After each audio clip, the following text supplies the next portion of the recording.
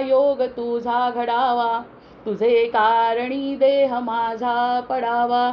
उपेक्षू नको गुणवंता अनंता, रघुनायका मागणी हीची आता.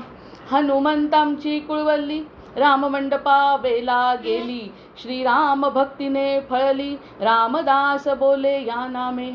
शुका सारिखे पूर्ण वैराग्य जाचे, वसिष्ठा परिज्ञान योगेश्वराचे.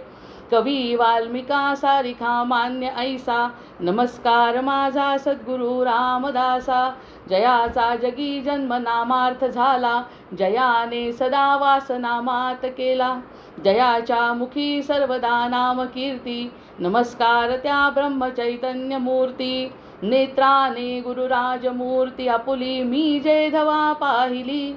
तू विष्णू शिव तूच दैवत मला, तू तात तू माऊली. झाला भाव मनात या मग करू कोणास पाचारण. प्रल्हादा गुरुराजया नित तुम्हा माझे असो वंदन. ऋषिकल्पम रामभक्तं गुरुयज्ञेश्वराभिधं, चतुर्वेदेश्वर प्राणं प्रणमामि पुनः पुनः. जय जय रघुवीर समर्थ, जय जय रघुवीर समर्थ. आजची तारीख 25 जून, तिथी एकादशी, निर्जला एकादशी, नक्षत्र स्वाती. हे दुपारी 4:29 म्हणजे अजून स्वाती नक्षत्रात मी बोलते आहे. पण नंतर 4:29 म्हणजे या निरूपणातच विशाखा नक्षत्र सुरू होणार आहे. त्याच्यामुळे स्वाती आणि विशाखा या दोन्ही नक्षत्रांचे गुण आपल्याला मिळतील. आतापर्यंत 4:29 स्वाती आहे आणि स्वातीच्या नंतर विशाखा सुरू होत आहे. म्हणजे निरूपणात दोन्ही आपल्याला घ्यावे लागतील की स्वाती आणि विशाखा. स्वाती विशाखा वरदा दक्षिणस्थान संस्थिता, अर्चयन्तीं सदा कालं देवं त्रिभुवनेश्वरं. नक्षत्रमारोहेतास्तेजसा परिभूषिताः, ममापि शान्तिकं नित्यं कुर्वन्तु शिवशोदिताः. शिवार्चनपरा नित्य शिवध्यानैकमानसाः, शान्तिं कुर्वन्तु मे नित्यं सर्वकालं शुभोदयाः.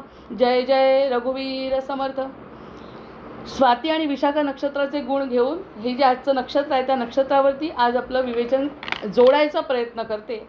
आता स्वाती हे जे नक्षत्र आहे त्याची देवता वायू आहे आणि स्वामी राहू आहे.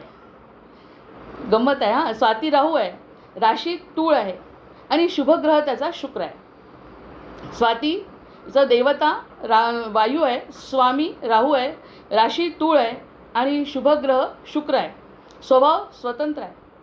आजच्या या नक्षत्राचा स्वभाव स्वतंत्र आहे. म्हणजे आपल्याला या ठिकाणी स्वतंत्र विचार करता येणार आहे.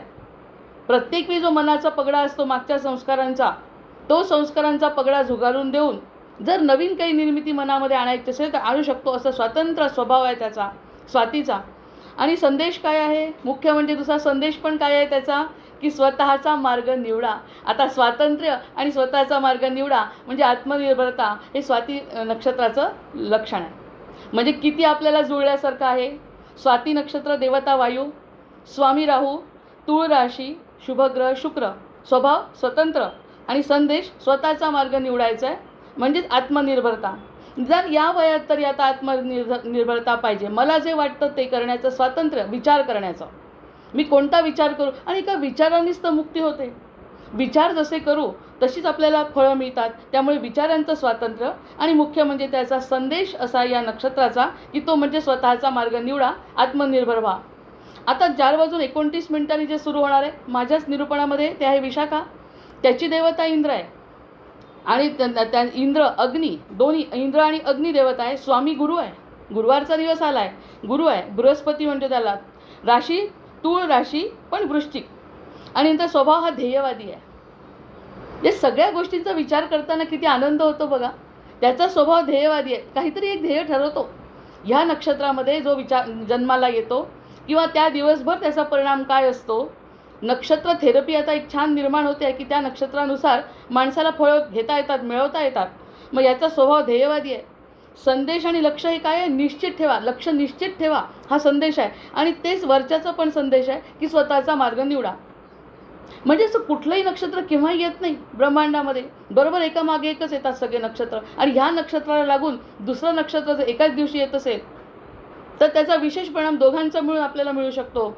4/29 नंतरचं विशाखा नक्षत्र आहे आणि त्याचा परिणाम आहे, परिणाम एक या नक्षत्राला नाही तर निदान पुढच्या नक्षत्राला तरी आपण साधू शकतो. त्याचा परिणाम आहे विजय आणि स्पर्धा.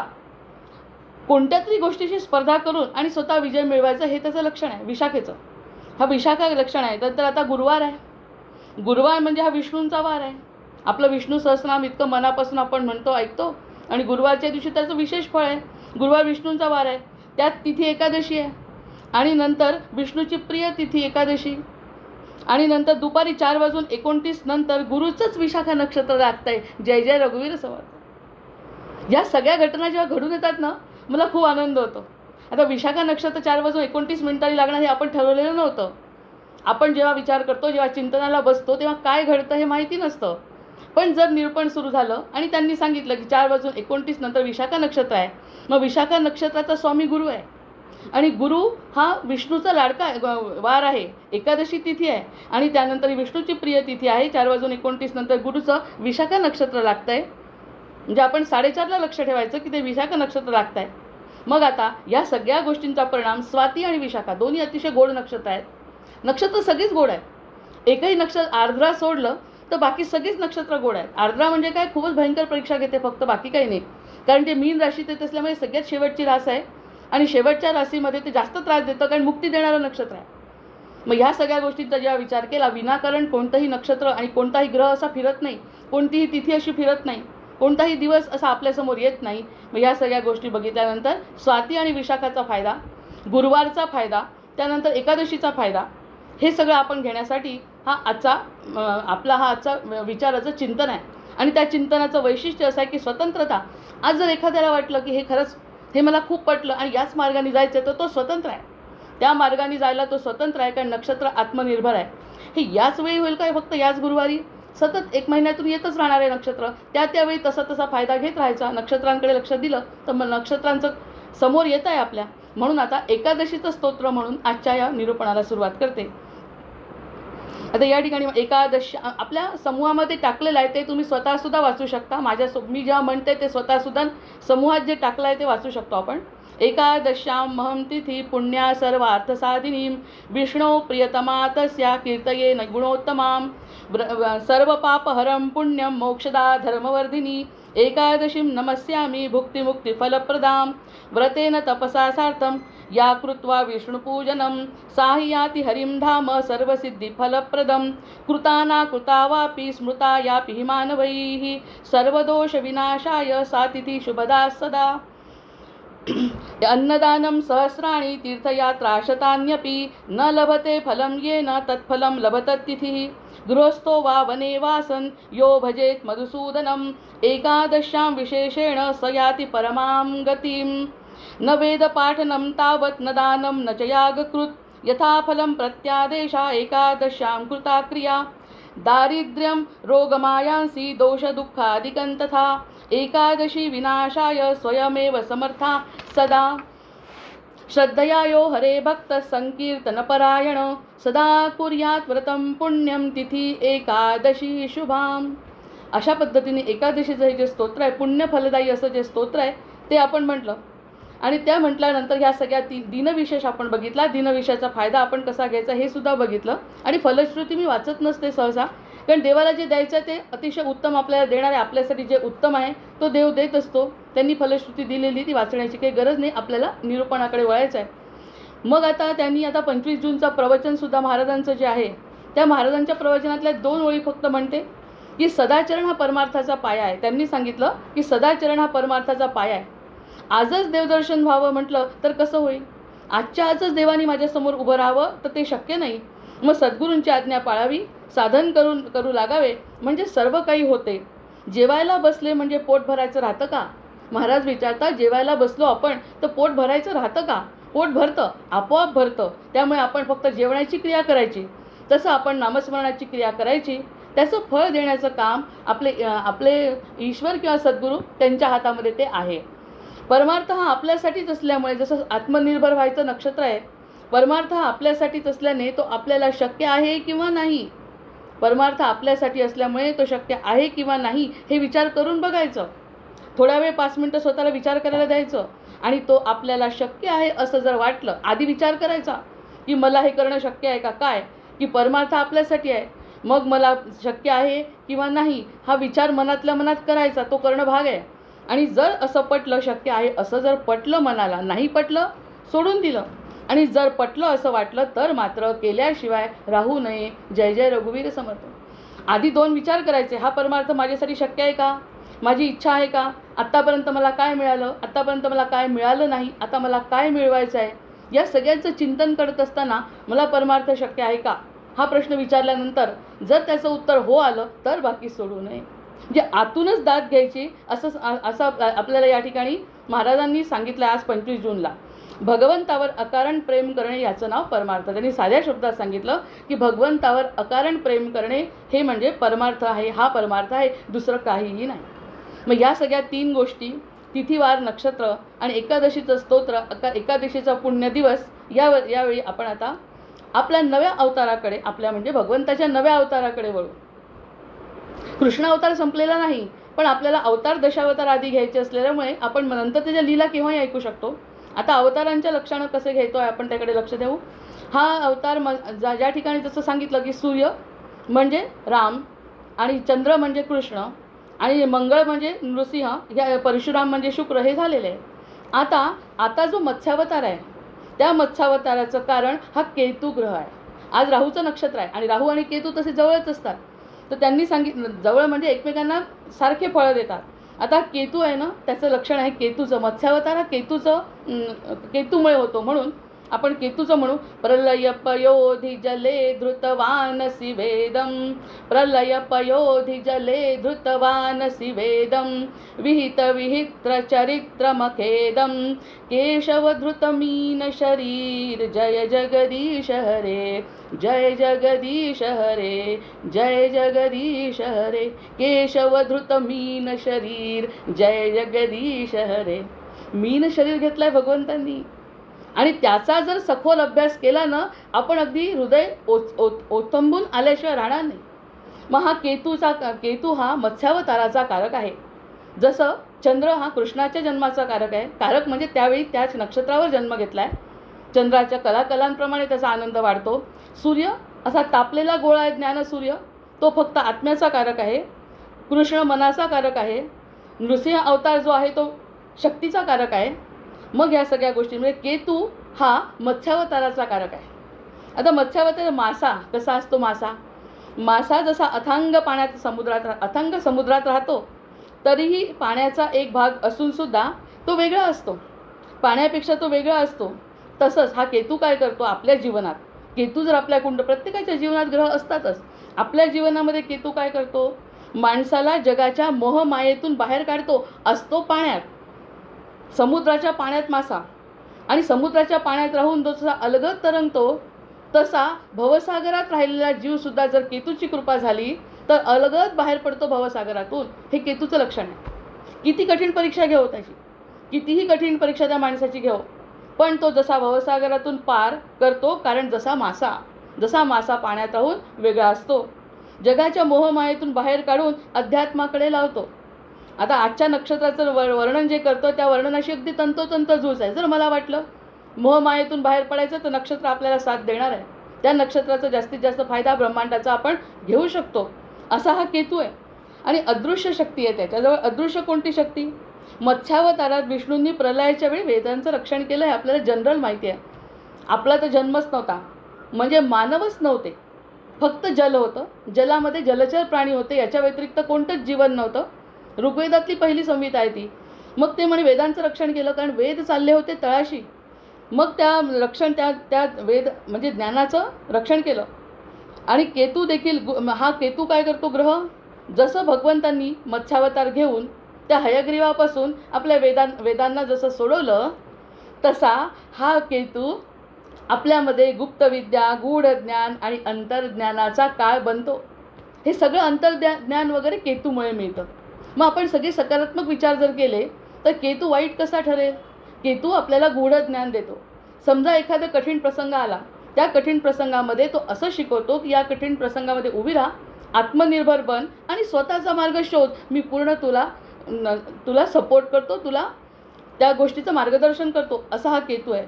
जो असं करत असेल दुःखामध्ये, त्याला नक्कीच केतूचं सहाय्य होत असेल. जय जय रघुवीर समर्थ. त्याच्याशिवाय शक्य नाही आहे.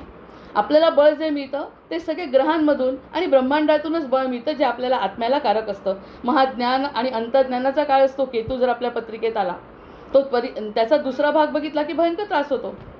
ती व्यक्ती अशी एकटी पडते. एकटी पडल्यानंतर तो एकट्यातच तो तिथे काहीतरी आपल्याला ज्ञान देतो आणि त्या ज्ञानाने तो भवसागर पार करतो. असं केतूचं वैशिष्ट्य आहे. मोक्षमार्गाचा कारक आहे केतू. हा मोक्षमार्गाचा कारक आहे. केतू म्हणजे विच्छेद. विच्छेद म्हणजे मनापासून तुटणे. याला क्लिनिकल ॲम्प्युटेशन म्हणतात. डॉक्टर काय म्हणतात? एखादा जर रोग झाला असेल, एखाद्या हाताला काहीतरी झालं असेल, तर तो काय म्हणतो डॉक्टर? हात काढून टाका. पण हात काढल्याने तुमचं पूर्ण शरीर वाचणार आहे. पायामध्ये गँग्रीन झालं आणि गँग्रीन झालं, वरवरची मलमपट्टी नाही करत केतू. वरवरची मलमपट्टी करून पुन्हा महिन्याभराने आले, पुन्हा वाढले, पुन्हा ते सगळं असं काही ठेवत नाही. तो काटूनच टाकतो सरळ. मग त्या डॉक्टरांना जर म्हटलं की ह्या पायाला गँग्रीन झालं आहे, अहो पूर्ण शरीर, मला पाय नका कापू, तर तो म्हणतो पाय कापल्याशिवाय पर्याय नाही आहे. तू जेव्हा पाय कापशील तेव्हाच तुझ्या शरीराला त्यापासूनची इजा जी आहे ती होणार नाही. मग केतू काय म्हणतो? क्लिनिकल ॲम्प्युटेशन. जे वाईट आहे ते तुटलंच पाहिजे, जीवनात राहिलंच नाही पाहिजे, याची काळजी तो घेतो. जर आपल्याला ते कळलं की आपल्या जीवनातून तो काढून टाकतोय, तरीही जर मला आनंद होत असेल तर केतूची कृपा आहे. आणि अशा या नक्षत्रामध्ये मत्स्यावतार घेतला आहे भगवंतांनी की तो काटून टाकतोय. म्हणजे सरळ माझ्याकडे बघा फक्त, बाकी कुणाकडे बघायचं नाही. बाकीकडे छाटलं आणि माझ्याकडे ओढलं, हे केतूचं लक्षण आहे. ज्याप्रमाणे मासा जाळ्यात अडकला, जाळ्यामध्ये अडकला एखाद्यावेळेस मासा, आमचाही जीव एखाद्या वेळेस अडकतो दुःखामध्ये इतका अडकतो भवसागरामध्ये की इतकं भयंकर दुःख असतं. तसा तो मासा जाळ्यात अडकतो. माशाला जसं टाकलं कोणीतरी जाळं आणि त्याच्यामध्ये जो अडकला, तो बाहेर पडण्याची धडपड करतो. त्याला काहीच नसतं त्याच्या हातामध्ये, तर ती बाहेर पडण्याची धडपड करतो. तसाच केतू मानवी आत्म्याला जन्ममृत्यूच्या फेऱ्यातून, भवसागरातून मुक्त करण्याची ऊर्जा देतो. जय जय रघुवीर. किती मोठी गोष्ट आहे. केतूची जर प्रार्थना केली म्हणजेच प्रलय पयोधि जले धृतवान सिवेदम विहित विहित्र चरित्रमखेदम केशव धृत मीन शरीर जय जगदीश हरे. अशा प्रकारचं मत्स्यावतारातलं जर त्याचा आठवण केला तर तो आपल्याला भवसागरातून पार करतो. ही त्याच्या मागची भूमिका आहे.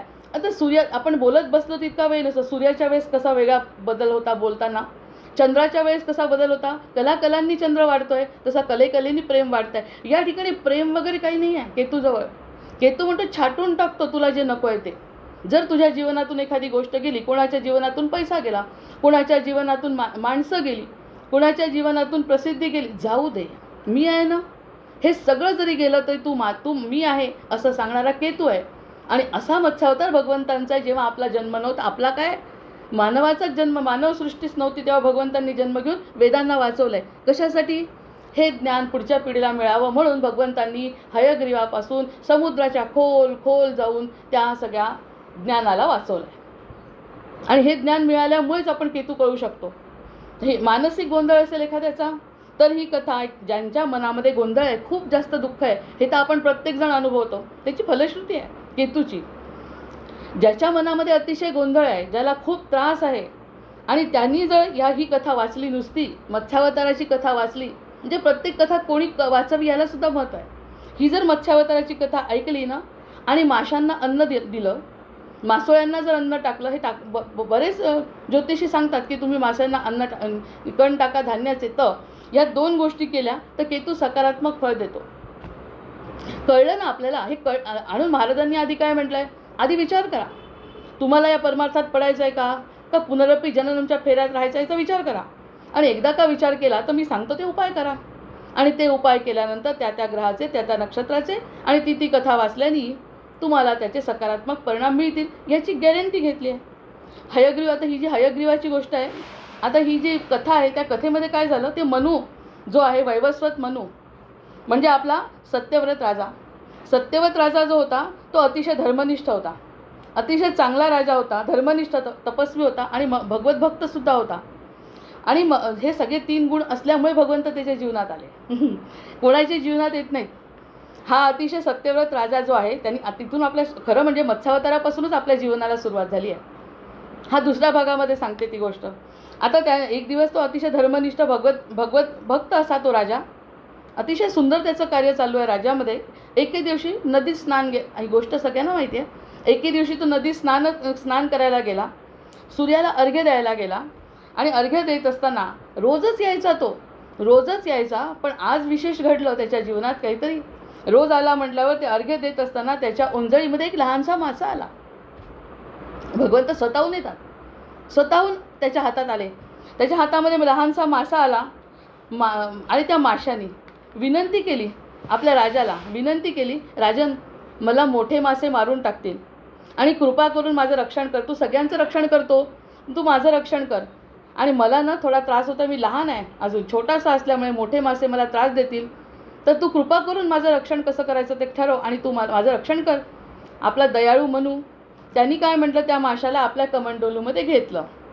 या सगळ्यांचा अर्थ लागणार आहे पुढे. त्यांनी कमंडलूमध्ये ठेवलं आणि असं ठेवल्यावर आश्चर्य असं झालं की आधी छोटासा तो मासा कमंडलूभर झाला.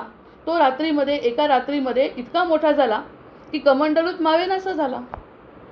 याला लक्षात नाही आलं, आपण आणलंय घरी एवढासा मासा, कमंडलूच्या आकारामध्ये होता. आधी टाकलं ज्या आरती कमंडलूच्या आकाराचा होता, पण नंतर तो इतका मोठा झाला की त्याचा आकार वाढला. मग त्यांनी मोठ्या भांड्यात टाकलं, आणखी आकार वाढला. मग त्यांनी तलावात जाऊन सोडलं. याचं रक्षण तर करायचं आहे आणि आपल्याला समुद्रात त्याला टाकायचं नाही आहे. मग यांनी रक्षण करण्यासाठी त्याला गावातल्या तलावामध्ये टाकलं. तलावातही तो मावेनासा झाला. नंतर त्यांनी त्याला नदीत सोडलं, नदीतसुद्धा मावेनासा झाला. हे सगळ्या प्रकार तो बघतोय डोळ्यांनी. आता जेव्हा त्यांनी समुद्रात टाकण्याचा जेव्हा प्रयत्न केला, त्यांनी समुद्रामध्ये तो मासा टाकला, पण समुद्रात सुद्धा तो वाढत होता.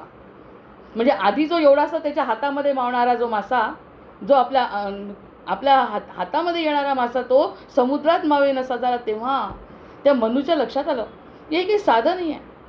आपण एक दोनदा जे करतोय ते, मी रक्षण कर म्हणाला, हा बोलला मला मी रक्षण करतोय, पण हा रक्षणाचं काही कारणच नाही. हा स्वतःच वाढतोय. मी जिथे जिथे नेऊन टाकतोय तिथे हा स्वतः वाढतोय. मग त्यांनी सरळ त्याच्याकडे त्याच्या समोर उभा राहिला आणि नम्रपणे त्याला विचारलं की आपण कोण आहात मला सांगा, कारण ज्या अर्थी कालपासूनचे तुमचे जे प्रगती बघतोय त्यावरून तुम्ही सर्वसाधारण कोणी नाही असं माझ्या लक्षात आलं.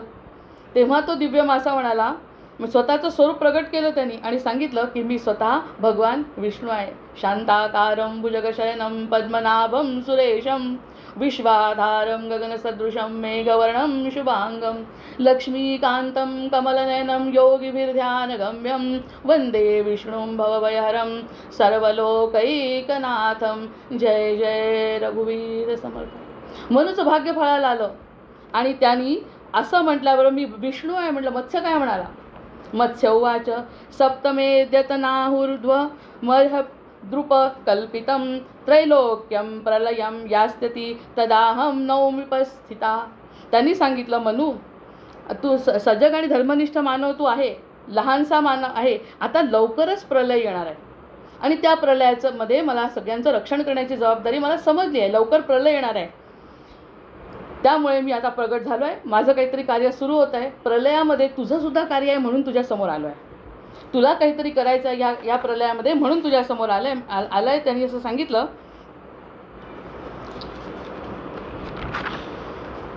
मग आता त्यांनी म्हटलं की मनू म्हणजे काय. मग मनू जो आहे तो मनू म्हणजे काय, ज्याच्या हातात तो आला. म्हणजे जेव्हा एखादा अवतार होतो तेव्हा समोरच्या व्यक्तीलाही किती महत्त्व आहे. मनू म्हणजे काय, जो सजग असेल, जो धर्मनिष्ठ असेल आणि जो अगदी मानव म्हणून स्थिर झाला असेल. तो पशुयोनीतला मानव नाही, जो मानव म्हणून स्थिर आहे त्या मानवाच्या समोर भगवंत प्रगट होत असतात. मग त्यांनी सांगितलं तो सजग आहे, तो धर्मनिष्ठ आहे म्हणून मनूच्या समोर हे प्रागट्य आहे. नंतर लहानसा मासा म्हणजे काय, लहानसा मासा जो त्याच्या हातात आला तो म्हणजे त्याच्याच मनामध्ये उदयाला येणारी ईश्वर भक्ती. जर मनामध्ये ईश्वर भक्ती जर निर्माण झाली तर ती ज्ञानाची पहिली ठिणगी पडली हृदयामध्ये.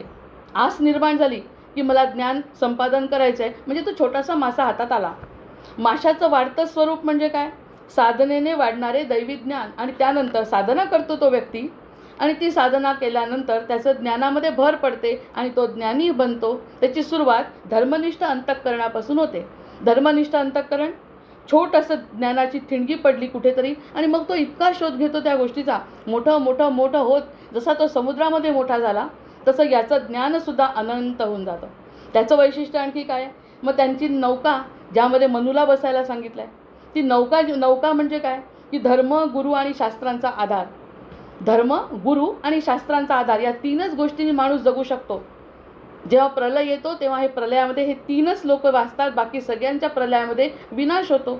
त्यामुळे त्यांनी सांगितलं नौकारूपी जी तुला देणार आहे, नौकेत बसायचं आहे सगळ्यांनी, तर त्यामध्ये त्याचा आधार आहे धर्म, गुरु आणि शास्त्र. हे सगळं त्याला मासा सांगतोय. आणि नंतर तो म्हणतो मत्स्यावतार म्हणजे संकटकाळी जीवनाचं रक्षण करणारी ही ईश्वरी कृपा आहे. मग तो मत्स्यावतार फक्त त्याच काळात झाला का? तो आतासुद्धा होतो. जर एखाद्या वेळेस आपल्याला मदत मिळाली कुठून तरी तर तो अवतारच आहे भगवंताचा, त्याशिवाय आपलं ते कार्य पूर्ण होत नाही. मग ही कथा काय शिकवते आपल्याला? ही शिकवते की जो मनुष्य श्रद्धेने ईश्वराचा आश्रय घेतो त्याचे भगवान सर्व संकटामध्ये रक्षण करतात. एकदा, दोनदा, तीनदा अर्घ्य दिलं त्यांनी. पहिल्या अर्घ्यामध्ये ते प्रकट नाही झाले. एकदा, दोनदा, तीनदा अर्घ्य दिलं तर त्यांना जेव्हा हातामध्ये काहीतरी जाणवलं, तप्त सोन्यासारखं तळपणारं ते माशाचं पिल्लू, तप्त सोन्यासारखं तळपणारं, आणि वरून सूर्य येतो आहे कारण ते अर्घ्य देत आहेत ना. खाली पाणी, वर सूर्य आणि हातामध्ये तो मासा, आणि भगवंताचं रूप असलेला मासा, साधा मासा नाही. तसा पण एक साधा मासा जरी असला ना, केशरी वगैरे रंगाचे चमचमीत सोनेरी मासे असतात, ते जर दिसले आणि समुद्राच्या उन्हामध्ये जर त्याला बघितलं तर असे चमचम करतात, लखलख करतात. तर तो लखलख करणारा आणि मुख्य म्हणजे तो चपळ असा मासा त्याला खूप मोहक वाटला. म्हणजे याचा अर्थ असा काढायचा, जर ज्ञान मिळालं तर ते ज्ञान अतिशय चमकदार आहे, मोहक आहे आणि सूर्यप्रकाशा इतकं स्वच्छ आहे. असं ते ज्ञान त्याच्या मनामध्ये निर्माण होतो. मग म्हणतो मी जीवधारी असलो तरी युगपरिवर्तनाची चेतना माझ्यात आहे. मला युगपरिवर्तन करायचं आहे म्हणून मी तुला निवडलं आहे. कोणाला? मनूला. तो मासा म्हणतोय युगपरिवर्तनासाठी तुला निवडलं आहे. मी येऊ नाही शकत प्रत्यक्ष प्रत्येक वेळी, कधी कधी कोणाला तरी मी आधार बनवतो. यावेळी माझा त्या अवताराबद्दल वेगळं सांगेन, कोणकोणत्या प्रकारचे अवतार असतात त्याचंसुद्धा वर्णन ऐकल्यावर ह्या सगळ्या गोष्टी कळतील. मग त्यांनी सांगितलं मग चेतना जेव्हा जगामध्ये नव्याने काहीतरी घडवायचं असतं, आता खरं वेळ आलेली आहे. जगामध्ये जेव्हा नवीन काहीतरी घडवायचं असतं ना, तेव्हा मी प्रगट होतो. यदा यदा ही धर्मस्य ग्लानिर्भवती भारत, हे जर माझं वचन आहे तर मी प्रगट होतो. आज असाच काळ आला आहे, तू तयार आहे का? प्रश्न विचारला भगवंतांनी केव्हा? समुद्रात गेल्यावर. आधी त्यांनी अंजलीमध्ये घेतलेला आहे तेव्हा नाही बोलले. घरी गेला, कमंडलूमध्ये वाढला, मग तळ्यात टाकला, तळ्यातून नदीत टाकला, नदीतून समुद्रात टाकला. आणि आता जेव्हा त्याला विचारतो अरे तुम्ही साधे नाही आहे, तुम्ही कोणीतरी वेगळं आहे, तेव्हा तो सांगतो अरे जेव्हा अशी धर्मग्लानी येते किंवा काहीतरी गोष्ट मोठी करायची असते, जेव्हा परिवर्तन करायचं असतं तेव्हा मी जन्माला येतो किंवा मी प्रगट होतो. जन्माला नाही म्हटलं त्यांनी, मी प्रगट होतो. आणि आता तुला जाणवलं ना माझ्यामध्ये काहीतरी आहे, तुला मी दिसलो की नाही कोणत्या तरी रूपामध्ये, मी तुला दर्शन दिलं आहे ना, आधी छोट्यापासून मोठा मी तुझ्या समोरच झालो आहे ना, मग आता तू तयार आहे का सांग. ही साधी अवस्था नाही आहे. भगवंत त्याला विचारतायत मनूला, तू तयार आहे का? आणि आणि भगवंतांचं एक वाक्य आणखी लक्षात ठेवायचं असतं, खूप छान आहे. भगवंत काय म्हणाले त्याला की मला मदत नको आहे, मी तर सगळं करू शकतो. कृष्णावतार घेतलेला आहे, रामावतार घेतला आहे, सगळं मी करू शकतो, पण मला मदत हवी आहे. आता मी करतो आणि तू त्या पात्रतेचा आहे, तू त्या पात्रतेचा आहे म्हणून मला तुझ्याकडून मदत पाहिजे. तू मदत करतो का मला? किती मोठी संधी मिळाली आहे त्याला. आणि तो म्हणतो तू तयार आहे का? मी अंडरलाईन केलं त्या गोष्टीला की तू तयार आहे का. म्हणजे जर एखाद्या भगवंतांनी संधी दिली आणि त्यांनी जर विचारलं तू तयार आहे का, तर आपण तयार पाहिजे. कोणत्याही क्षणी भगवंत कोणालाही निमित्त करू शकतो. ही काही इतिहासातली गोष्ट नाही. मग ती वाणी तसं बोलली, ती वाणी भगवंताची असं बोलली, तू तयार आहे का? मला मदत नको, मला सहकार्य हवं आहे. मला मदत नको, भगवंताला मदत नको आहे, सहकार्य. भगवंत सगळं करू शकतो, तू फक्त निमित्त हो. जसं हनुमंत निमित्त झाला तसं तू निमित्त हो, करतो मीच सगळं. तू तयार आहे का? विराट चेतना कार्य करणार आहे. खूप मोठी गोष्ट आहे. विराट चेतना तुझ्यातर्फे कार्य करणार आहे. तू तयार आहे का त्या गोष्टीसाठी सांग. तू जर या माया मोहामध्ये अडकला, तू जर छोट्या छोट्या बौद्धिक क्षमतेमध्ये अडकला तर मोठं विराट स्वरूप तुला सहन होणार नाही. तू तयार आहे का सांग. कारण तुझ्यामधून वैवस्वत मनू आहे तो, त्यामधून आता नवीन पिढी तयार होणार आहे आणि त्यासाठी विराट चेतना तुझ्या थ्रू कार्य करणार आहे. तू तसा आहे, पण तिच्या अभिव्यक्तीसाठी मानवाचं माध्यम आवश्यक आहे. हे जर मोठं कार्य मला करायचं आहे तर मानवाचं माध्यम मला पाहिजे, म्हणून मी तुला निवडलं आहे. तो स्वतः महान, आणि असं जर झालं जो माझ्यासाठी पुढे येईल तो स्वतः तर महान ठरेलच, पण बाकी अनेकांचे प्राण तू वाचवू शकशील. ही मोठी संधी तुला दिली म्हणे. म्हणजे परोपकार करावा लागेल. स्वतःचा आत्मनिर्भरता हे स्वाती आणि विशाखाचं नक्षत्राचं वैशिष्ट्य आहेच. परोपकार स्वतःचा फायदा तर होईलच तुझा, तू तर तरणारच आहे, पण तुझ्यासोबत अनेकांना तू छान दवंडी पिटव. सगळ्यांना कोणाला माझ्यासोबत यायचं आहे आणि सगळ्यांना घेऊन ये माझ्यासोबत, आपण सगळेजण मुक्त होऊ, अशी संधी तुला देतो. कारण मोठा प्रलय येणार आहे. प्रलयाची सुरुवात झाली म्हणूनच मी मीन अवतारामध्ये स्थापन झालो आहे. हे ऐकताच मनूची अवस्था कशी असेल ही कल्पना करू शकतो. समोर भगवंत उभे आहेत, नुसते दिसले नाही. तुला मी निवडलं आहे, यू आर चोजन. तुला मी निवडलं आहे, तू तयार आहे का सांग. तुझंही भलं होईल, तुझ्यासोबत अनेकांचं भलं होईल. मला एक मानवाचं माध्यम पाहिजे आहे. मला या ठिकाणी अंशावतार पण नाही घेता येत आहे, पूर्णावतार पण नाही घ्यायचा आहे. माझा हा फक्त लीलावतार समज. तुझ्या थ्रू हे 11 प्रकारचे अवतार आहेत, त्याच्यामधला एक अवतार हा की तो कुणाला तरी तयार करतो. अर्जुनाच्या बाबतीत केलं म्हटल्यावर तो अवतार म्हणता येत नाही, कारण प्रत्यक्ष पूर्ण रूपामध्ये कृष्ण आहे. रामावतारामध्ये राम आहेतच. या ठिकाणी मी दिसणार नाही कुठे कोणाला, पण तुला तो अवतार घेऊन तुला ते कार्य पुढे न्यायचं आहे. हे ऐकताच मनूची अवस्था कशी झाली असेल. बापरे, किती मोठी जबाबदारी, घाबरल्यासारखं झालं असेल. मग घाबरल्यामुळे हृदयाची अवस्था कशी असेल त्याची. बापरे, एवढं मोठं कार्य भगवंतांनी मला दिलं, देतायत, आणि वेळ नाही सांगायला. किती वेळ, अर्ध्या तासात सांग, 1 दिवसात सांग, असं नाही. भगवंत उभे राहिले आणि तू माझं हे करायचं आहे का. आता एवढ्या वर्षाची ज्याची तपश्चर्या, मनूची स्वतःची तपश्चर्या फळायला आली आणि त्यांनी एका क्षणामध्ये म्हटलं, मी प्रभू मी पूर्णतः तयार आहे, असे उद्गार त्याच्या मुखातून आपोआप बाहेर पडले. जय जय रघुवीर समर्थ. काळजी नाही, कोणत्याही प्रकारची काळजी. एवढं मोठं कार्य ब्रह्माला सुद्धा प्रश्न पडला होता. जेव्हा विष्णू त्याचे वडील आहेत तरीसुद्धा त्यांना प्रश्न पडला. जन्माला घातलं ब्रह्माला, तर ब्रह्मानी सरळ ऐकलं का वडिलांचं त्याच्या. तो प्रश्न विचारतोय, मी कशाला आलो जन्माला, मी कशाला आलो जन्माला. इकडे पहा, तिकडे पहा, तिकडे पहा, मागे पहा. प्रत्यक्ष भगवंताचा पुत्र असून सुद्धा त्यांनी इकडे तिकडे बघितलं. म्हणजे ब्रह्मापेक्षाही ग्रेट झाला हा मनू, तर विचार केला तर. कारण समोर संधी आली एका क्षणामध्ये.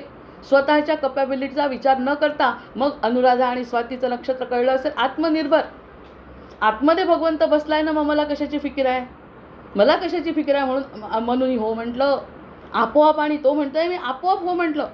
एखाद्याने संधी द्यावी आणि त्या संधीचं सोनं एक दिवसांनी करतो म्हटलं ना, त्याची सगळी मजाच चालली जाते. एका क्षणात भगवंतांनी समोर प्रपोजल ठेवलं, अर्घ्य देत होते चांगले, आणि सगळं झाल्यानंतर असं म्हटल्याबरोबर त्यांनी एका क्षणात म्हटलं, प्रभू मी पूर्णतः तयार आहे, असे उद्गार त्याच्या मुखातून आपोआप बाहेर पडले. हे इथे मनूचं वैशिष्ट्य आहे. आता ज्यांना याच स्थान मिळेल ते धन्य झाले. ते म्हणाले, जे जे कोणी लोक या संधीचा फायदा घेतील ते धन्य झाले. प्रभू स्वतः म्हणतात. म्हणजे मत्स्यावताराची कथा वाचत असताना ज्याला आवडली ते धन्य झाले. धन्य धन्य म्हणजे अगदी भवसागरातून पार झाले. क्लिनिकल ॲम्प्युटेशन, हातपाय कापून टाकले आपले तरी चालणारे, पण मी तर जिवंत आहे.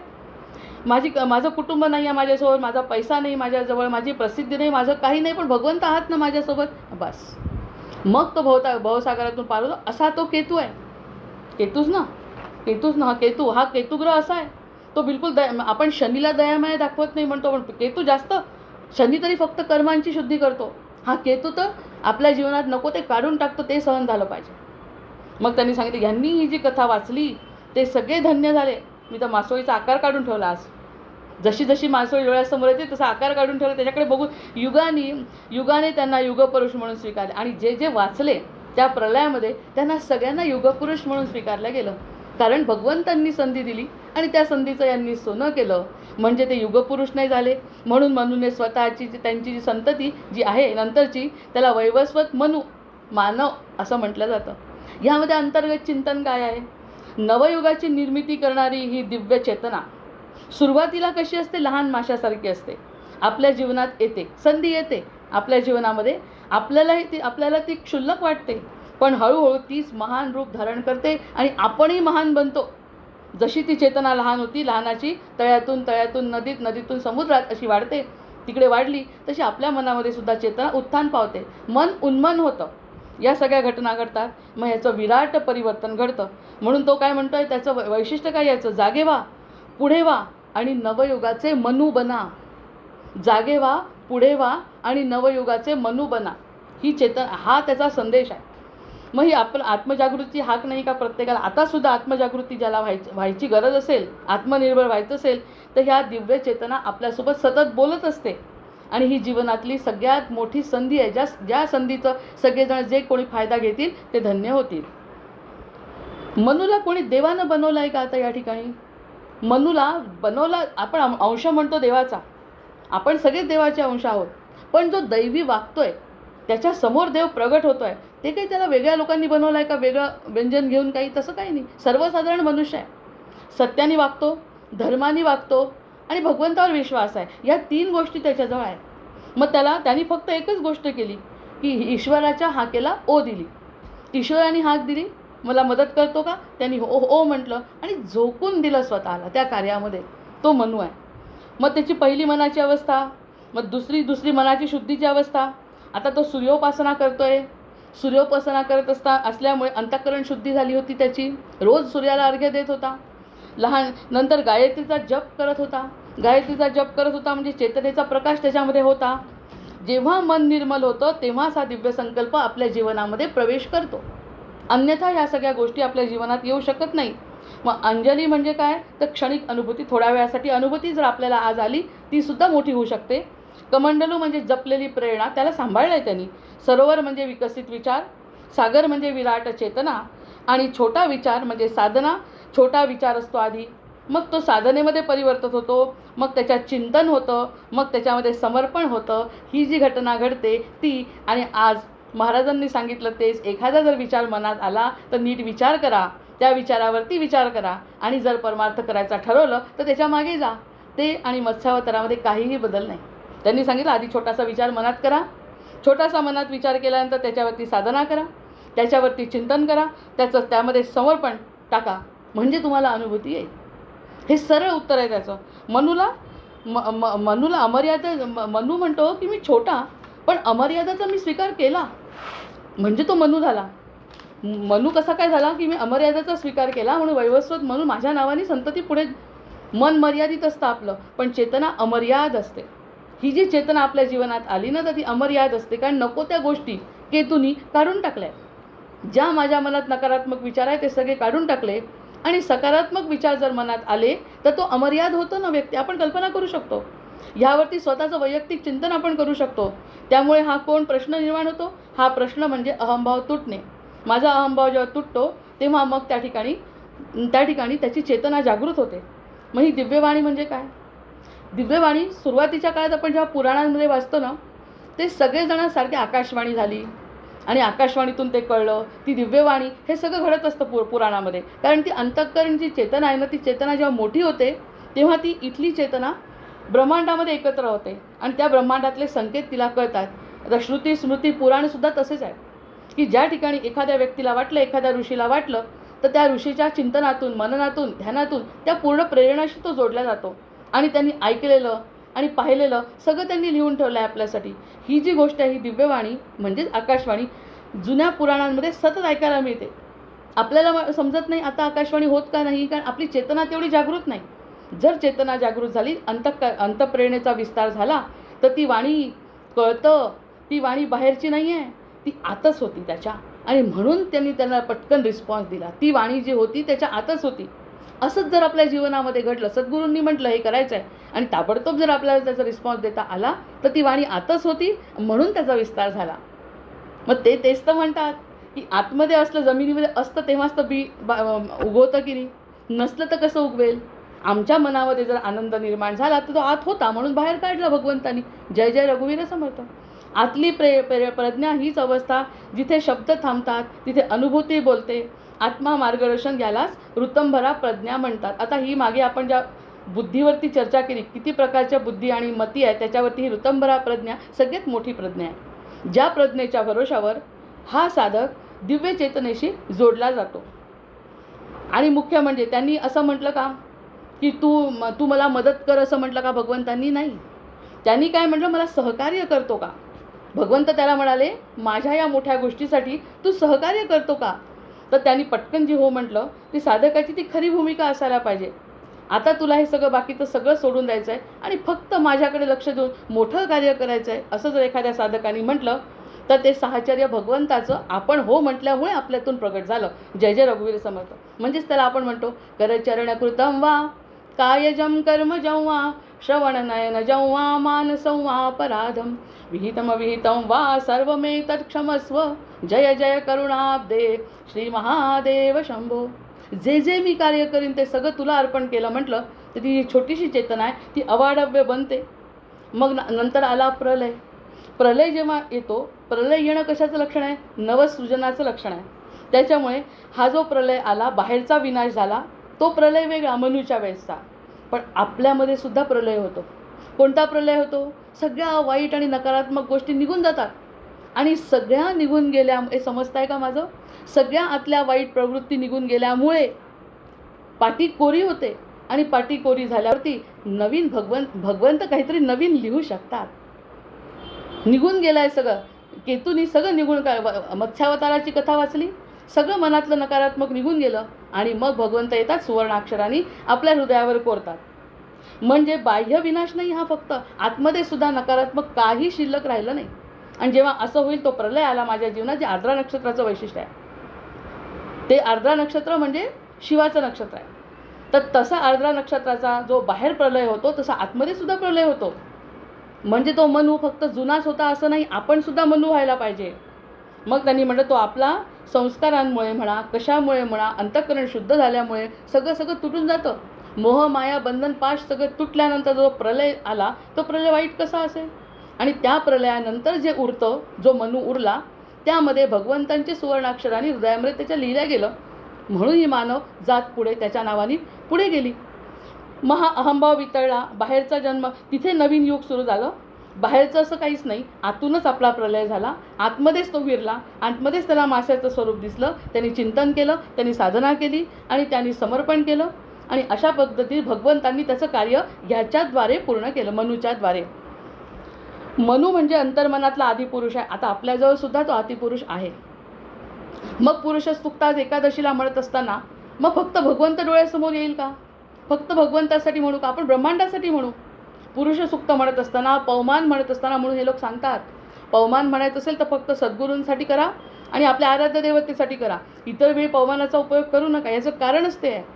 जर तुम्ही पवमान आणि पुरुष सुक्त म्हणता तर आदिपुरुष आपल्यातच आहे. जय जय रघुवीर हा तर खूपच मोठा संकेत आहे. त्या आदिपुरुषाला, अंतर्मनातला जो पुरुष आहे त्या पुरुषाला, तो पुरुष ईश्वराशी एकरूप असल्यामुळे तो जगासाठी कार्यकर्ता होतो. जो व्यक्ती निवडला जातो तो जगासाठी कार्यकर्ता होतो. प्रत्येक साधकाला मनूच बनायचं आहे. त्यामुळे प्रत्येक साधकाला मनू बनायचं आहे. मनू बनल्यानंतर भगवंत त्या ठिकाणी येतात आणि आपलं कार्य करून आपल्या आणि विचारतात तू सहकार्य करशील का? तुझी मदत मला हवी आहे. मग आता हयग्रीवापासून म्हणजे राक्षसापासून चोरल्या गेलेल्या असल्यामुळे त्यांनी ते दबवले, समुद्राच्या तळाशी गेले. भगवंतांचं कार्य तर आणखी वेगळं आहे. आपल्याला ते काहीच करावं लागत नाही. भगवंतांनी अवतार घेतला, समुद्राच्या आत गेले, जिथे त्यांनी दडवून ठेवले होते वेद ते सगळे काढले आणि ते सगळे वर आणून पुन्हा आपल्यासाठी ठेवले. पाण्यात राहून डोकं वर ठेवलं. आता हा ब्रह्मदेव, तेव्हा भगवान विष्णू माशाच्या आतमध्ये गेले, डोकं बाहेर ठेवलं. मासा पाण्यात राहून डोकं वर ठेवतो. आता त्याचं एक वर्णन थोडं मनातल्या मनात करू की पाण्यात त्याचं डोकं वर ठेवतो, डोळे उघडे ठेवतो. पाण्यामध्ये डोळे आणि डोकं टाकत नाही, तो उघडे जसे ठेवतो. केतू हा ग्रह सुद्धा हा सुद्धा अंतर्दृष्टी देणारा ग्रह आहे. म्हणजे आहे संसारामध्ये ती व्यक्ती वागते, पण ती वागत असताना त्याची अंतर्दृष्टी म्हणजे मी भगवंत हृदयस्थ आहे, भगवंत माझ्यामध्ये आहे असं जाणीव ठेवून वागते, जसा केतू. मग हा माशाचा अवतार घेऊन खोल समुद्रातून वेदांचा शोध घेतला. त्याप्रमाणे केतू मानवाला स्वतःच्या अंतरात्म्यात डोकावून सत्य शोधण्याला प्रवृत्त करतो. म्हणजे उगाचच आपल्या मनात येत नाही काही अहम ब्रह्मास्मी, मी कोण आहे, मला आत्तापर्यंत सुख का मिळत नाही, मला आत्तापर्यंत दुःख का मिळालं, ह्या सगळ्या प्रश्नांची उत्तरं शोधत असताना त्याला सत्याचा शोध लागतो. आणि ज्याला कुणाला सत्याचा शोध लागला तो मनूच धरायला पाहिजे.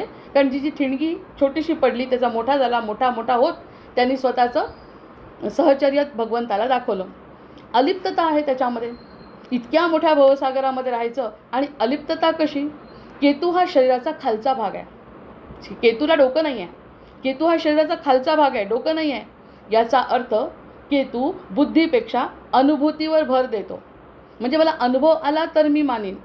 आणि ह्या गोष्टीचा जर मला अनुभव आला, विशाखा नक्षत्र सुरू झालेलं आहे, त्यांनी सांगितलं स्थैर्य देणारं नक्षत्र आहे, त्या ठिकाणी जर एखाद्या व्यक्तीला जर तो अनुभव आला तर बुद्धी नकोच आहे, त्याला डोकं नाहीच आहे. राहूला, केतूला डोकं नाही आहे, त्याच्यामुळे त्याला मनापासून काही करायचं नाही आहे. ते गो विथ द फ्लो तसा जातो.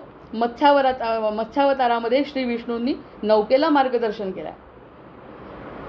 नौकेला मार्गदर्शन केलं आहे. कोणत्या? तसंच केतू संसारामध्ये महासागरात अडकलेली देहरूपी नौकेला मोक्षाच्या किनाऱ्याला लावतात. ही जी देहाची नौका आहे, त्या देहारूपी नौकेला समजावून सांगतात की जे चुकीचं आहे ते सोडायला पाहिजे, जे धरायला पाहिजे ते धरलं आहे, असं मार्गदर्शन भगवंत स्वतः करतात. कुणाच्याही निमित्ताने, कधी सद्गुरूंच्या रूपाने, कधी ग्रंथाच्या रूपाने, कधी मित्राच्या रूपाने, कधी स्वतःचंच पूर्वपुण्यही फळायला येते, आपली साधना फळते आणि आपल्याला भगवंत सहाय्य करतात. जसं भगवंतांनी मत्स्यावतारामध्ये नावेला वाचवलं आहे. आता हा सत्यव्रत राजा आणि महाकाय मासा जो आहे, वैवस्वत मनू त्याचं नाव आहे, येणाऱ्या महाप्रलयाची पूर्वसूचना दिली भगवंतांनी त्याला. येणारा महाप्रलय त्याची भगवंतांनी सूचना दिली आणि त्याला सांगितलं की नौकेची निर्मिती कर, तू पटकन नौकेची निर्मिती कर. आणि नौकेची निर्मिती केल्यानंतर ती मोठी नौका तयार केली, ज्यामध्ये सर्व वनस्पतींची बीजं आणि सप्तर्षी आणि जे कोण चांगले लोक होते त्यांना त्या नावेत स्थान दिलं. आणि नंतर त्यांना सांगितलं ही नाव तशी आता डसमळेल म्हणून सर्पराज वासुकीचा दोर केला. जेव्हा प्रलय आला, सर्वत्र पाणी पाणी झालं, तेव्हा नौका डगमगू लागली. आता एवढं पाणी आहे प्रलयाचं आणि ह्यांनी तयार केलेली नौका, आणि लोकही खूप बसले होते. चांगल्या वनस्पतींची बीजं आणि प्राणी पक्षी चांगले लोक त्या नावेमध्ये बसले होते. आणि त्यावेळी मग त्यांनी सांगितलं राजाला, पुन्हा तो मासा बोलला आणि त्यांनी सांगितलं राजाला, वासुकी नागाचा दोर वापर, त्याशिवाय ही नौका थांबणार नाही. ह्याचासुद्धा आपण अर्थ पुढच्या वेळेस काढू. मग नौका त्यांनी काय केलं, ही जी नौका आहे ती माशाच्या शिंगाला बांधली. म्हणजे सगळा भार भगवंतांनी घेतला या लोकांचा. सगळ्या ह्या लोकांचा भार, चांगले सप्तर्षी होते, त्यात चांगले चांगले लोक होते, वनस्पतीची बीजे होती, जे काही पुढच्या जन्मी न्यायचं आहे आपल्याला सोबत प्रलयातून, ते सगळं त्यांनी त्या नौकेत टाकलं. ते नौकेतलं गेलं असतं तर भगवंताचं वचन खोटं झालं असतं. म्हणून त्यांनी सांगितलं की माझ्या शिंगाला बांध. मग ती माशाच्या शिंगाला ती बांधली. माशाच्या रूपातील श्री विष्णूंनी आपल्या स्वतःच्या डोक्यावर असलेल्या त्या शिंगाला वासुकीच्या नादाच्या मदतीने ते नौका घट्ट बांधून ठेवली. किती काळजी घेतात आपली, किती काळजी घेतात. अरे सुटते आहे का नाव, निसटते आहे का, तर निसटू नको देऊ, हा जो दोर आहे तो घे आणि माझ्या शिंगाला बांध. आणि मग हिमालयाच्या शिखराकडे मार्गदर्शन. आणि असं करून ही जी नौका भगवंतांच्या साह्याने, भगवंतांच्या माशारूपी शिंगाला बांधून ती नौका हळूहळू हिमालयाकडे गेली. आता हिमालयसुद्धा कशाचं द्योतक आहे, अत्युच्च स्थानाचं शंकराचं. इकडे रुद्रावतार आहे, सगळीकडे प्रलय झालेला आहे, पण नौका हळूहळू हिमालयाकडे गेली. आणि अथांग महासागरातून दिशाहीन झालेली जी नौका भगवंतांनी स्वतःच्या नाकाला शेंड्याला बांधून आणि पुढे पुढे नेली. पडू देत नाहीत भगवंत. हे मत्स्यावताराचं वर्णन आहे. मग दिशाहीन झालेल्या नौकेला मत्स्यरूपी श्री विष्णूंनी मार्ग दाखवला. म्हणजे बाकीचे सगळे गेले, जे वाईट होते, ज्यांना कॉल आला नाही भगवंतांचा, ते सगळे वाहून गेले प्रलयामध्ये. पण ह्याला सांगितलं मला संकेत झाला आहे, प्रलय होणार आहे, तुला सांगतो, ज्यांना कोणाला घ्यायचं असेल तुला सोबत ते सगळे बोलवून घे, चांगले चांगले वनस्पती घे, सप्तर्षी घे, तुझे कोण आणखी ज्ञानी लोक असतील ते घे. तरीही डसमळली नौका प्रलय असल्यामुळे. आणि त्यानंतर त्यांनी आपल्या स्वतःच्या शिंगाला बांधून आणि हळूहळू या प्रलयातून हिमालयाकडे त्यांनी नेली. नौका सुरक्षितपणे अर्थातच गेली. आणि हे सगळे वाचले नाही का, वेदांचं रक्षण केलं आणि त्यांना ज्ञान दिलं. या प्रवासादरम्यान काय केलं विष्णूंनी, चूप नाही बसले. विष्णूंनी काय केलं या ठिकाणी, जेव्हा त्यांच्यासोबत नौकेच्या सोबत जात होते, खाली बांधलेलं होतं त्यांच्या, आणि वासुकीच्या दोराने बांधलेलं होतं, राजाला आणि ऋषींना आध्यात्मिक ज्ञान दिलं. म्हणजे जर आपली नौका डगमगत असेल कधीतरी, तर त्यावेळी जे ज्ञान मिळतं ते भगवंत स्वतः आपल्याला पुरवत असतात. तो प्रलयचा एक प्रकारचा, प्रलय सतत घटत असतो. प्रलय आणि नवनिर्मिती सतत घटत असते. फक्त आपण त्याकडे कसं लक्ष देतो ते बघणं महत्त्वाचं आहे. मग त्यांनी सांगितलं जेणेकरून नवीन सृष्टीच्या सुरुवातीला तुम्हाला हे सगळं ज्ञान द्यायचं आहे. म्हणजे वेद वाचवले, आधी स्वतः आतमध्ये घुसले, समुद्रातले वेद वाचवले, त्यानंतर मनूकडे आले, मनूला हे सगळं ज्ञान दिलं. त्याला नौका बांधायला सांगितली. नौका बांधल्यानंतर सप्तर्षींना आणि मनूला स्वतः ज्ञान दिलंय आणि सांगितलं, माझं हे माझ्या मुखातून आलेली, माझ्या वाणीतून आलेले हे जे ज्ञान आहे ते बाकीच्यांना सांग. ती पुढच्या वेळी जेव्हा तुझी नवनिर्मिती तुमची जेव्हा होते तेव्हा सगळ्या लोकांनाही तुझं ज्ञान दे, ज्याचा तू प्रत्यक्ष अनुभव घेतलाय. कशाचा अनुभव घेतला? त्यांनी ओ म्हटलं म्हणून. हे सगळं भगवंत एकटे करू शकत होते, पण मला मदत करतो का? यांनी पटकन हो म्हटलं आणि सगळंच्या सगळं ज्ञान त्याला भगवंतांनी दिलं. याचा उपयोग प्रलयानंतर निर्माण होणाऱ्या सृष्टीत तूच करशील. म्हणजे किती ज्ञानी! विशाखा आणि स्वातीचं जे नक्षत्राचं जो गणित आहे ते गणित या ठिकाणी बरोबर बसलं. हा मत्स्यावतार आहे. जर कुणाच्या पत्रिकेला, तर याचा अर्थ असा आहे, वेळ झाली ना, जर कुणाच्या पत्रिकेमध्ये केतू बिघडला असेल तर त्या व्यक्तीला जगापासून तुटल्यासारखं वाटतं, जसं त्यांनी सगळे प्रलयामध्ये सगळ्या माणसांना बाजूला केलं. प्रलयामध्ये सगळी माणसं वाहून गेली. तसं ह्याला सुद्धा असं वाटतं आपल्या जीवनात कोणीच राहिलं नाही. हा एकटेपणा जेव्हा येतो तेव्हा केतू बिघडलेला असतो. केतू जेव्हा बिघडतो तेव्हा सगळ्या लोकांना तो तोडतो, त्याला दारिद्र्य देतो, त्याला असफलता देतो, त्याचं असुरक्षित त्याला वाटायला लागतं. हे सगळ्या घटना घडतात. हे केतूचं लक्षण आहे. पण म्हणून ज्याचा केतू बिघडला त्यांनी मत्स्यावताराचं लीला वाचावी. कथा श्रवण, मनन, चिंतन आणि शांत वाटतं. मी चैतन्य आहे हे लक्षात आल्यावर आपणही त्या संसाररूपी लाटांमध्ये अलिप्त राहून ईश्वरी कृपेने आणि मार्गदर्शनाने गंतव्यस्थानी पोहोचू शकतो. जशी ती नौका भगवंतांनी स्वतःच्या शिंगाला बांधून घेतली आणि हिमालयापर्यंत नेली. बाकीच्या सगळ्यांना डोळ्याच्या समोर बुडताना बघितलंय. मग आमच्या डोळ्यासमोर आमचा अहंकार, क्रोध आणि या सगळ्या वाईट कामना जर निघून जात असतील आणि भगवंतांच्या सोबत जर हिमालयाकडे प्रयाण होत असेल, तो वैवस्वत मनू जो आहे तो का मार्गदर्शक सगळ्यांना ठरतो, याचं कारण आपल्याला या ठिकाणी कळतं की त्या ठिकाणी भगवंतांनी स्वतः त्याला बोलवलं आहे. कथा छोटी आहे पण अतिशय मोठा संकेत देणारी, केतू ग्रहाचं वर्णन करणारी आणि आजच्या विशाखा आणि स्वाती नक्षत्रात बसलेली. एकादशीच्या दिवशी अधिकस्य अधिकम फलम म्हणत या एकादशीच्या दिवशी विष्णूंच्या मत्स्यावतारांचं दर्शन होणे हे खरंच आपल्यासाठी भाग्याचं आहे. असं सूर्यप्रकाशात सत्य, प्रखर सत्य आपल्याला कळलं तर आपण या भवसागरातून निश्चित पार होणार आहे याची खात्री आपल्याला मिळते. जय जय रघुवीर समर्थ. भर्जनं भवबीजानां मर्जनं सुखसंपदां तर्जनं यमदूतानां राम रामेति गर्जनम् आवाहनं न जानामि तवार्चन पूजाञ्चैव न जानामि क्षम्यतां परमेश्वर क्षम्यतां परमेश्वर क्षम्यतां परमेश्वर. जय जय रघुवीर समर्थ. जय श्री कृष्ण.